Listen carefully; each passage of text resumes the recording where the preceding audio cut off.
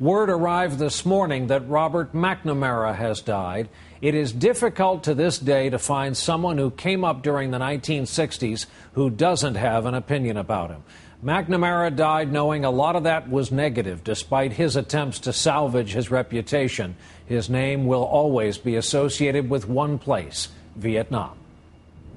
Human beings make many, many mistakes in war. John F. Kennedy called him the smartest man he ever met. LBJ said he was brilliant. Robert Strange McNamara was one of the so-called whiz kids, the intellectuals of the World War II era.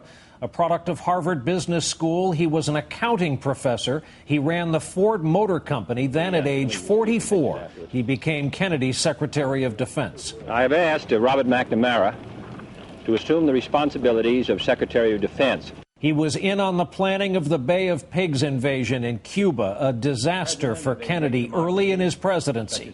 Then came Vietnam. McNamara admitted much later it was really just a civil war between North and South, but at the time, the height of the Cold War, the U.S. jumped in to stop the domino theory from playing out, the fear of nations falling to the communists one by one. And little by little it escalated to 500,000 Americans in the fight and 58,000 dead.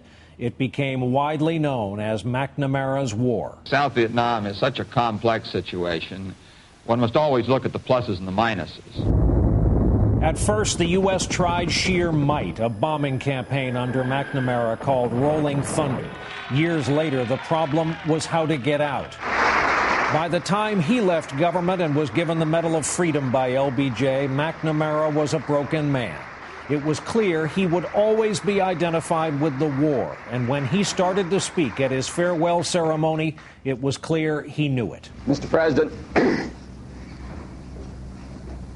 I cannot find words to express what lies in my heart today.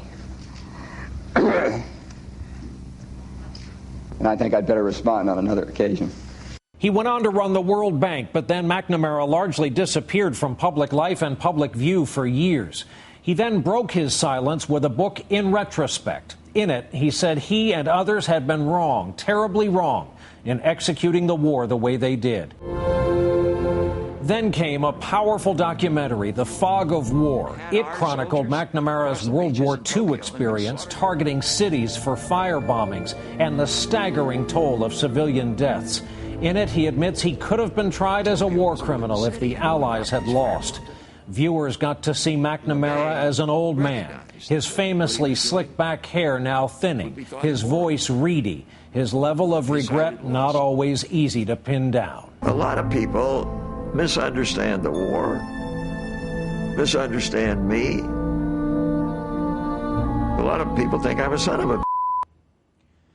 People were amazed to learn years later that the McNamara family offered housing to several young people who came to Washington to protest at the height of the Vietnam War. They slept in sleeping bags in the McNamara living room. One of the McNamara kids was among the protesters, even though Dad was an architect of the war. It was a fairly well-kept secret back then, one of many in the life of Robert McNamara, dead tonight at 93.